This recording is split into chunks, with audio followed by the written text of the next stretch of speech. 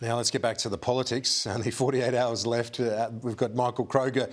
Stephen Conroy, gentlemen, it's the business end. Stephen, a few nerves, I think, for Labor, given where you were in 2019. But what did you think of Anthony Albanese this afternoon on this program? No, look, I think Albo's looking relaxed.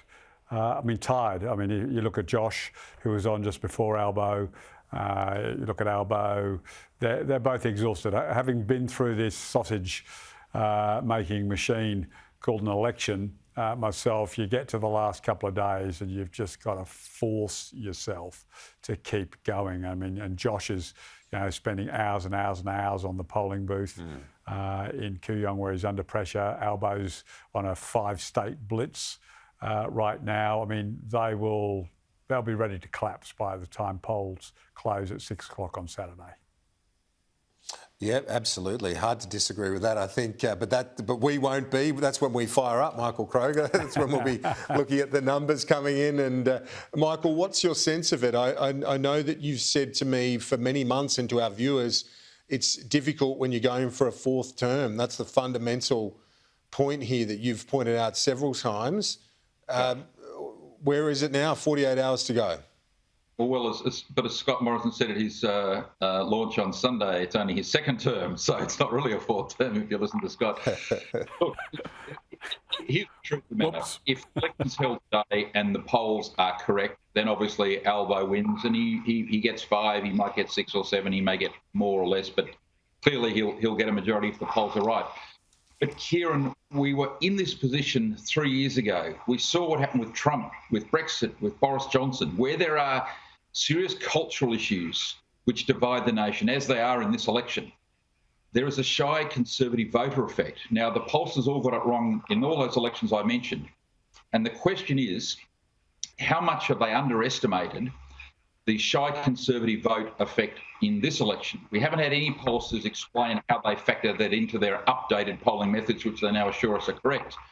But there hasn't been a cultural election in Australia since the last federal election where those polls were dramatically wrong. So to use that phrase we used 3 years ago, when we only described Scott Morrison's chances then as a narrow path to victory, there is still a narrow path to victory for him, and it is that his vote is underestimated in Chisholm and Bass and Braddon and Boothby and Pearce and Swan and Reid, the seats that Labor need to win. So that is the main reason why it's still in there with a chance. And secondly, the unemployment number today must give people confidence to think, well, there's Morrison and Frydenberg. They seem to know what they're doing, and they've seen the Albo stumbles. And you've got to hope that in the last 48 hours, people think, let's not risk it. Stephen Conroy, it's hard to disagree with Michael on the narrow path to victory. I think that's fair to say. Given our lived experience of 2019 and given where the polls were, you'd be crazy not to say there's still not a path to victory for the coalition. Absolutely. As you would expect, everyone asks me, what do I think? How's it going? And I say, look, I'm optimistic, but I'm not confident.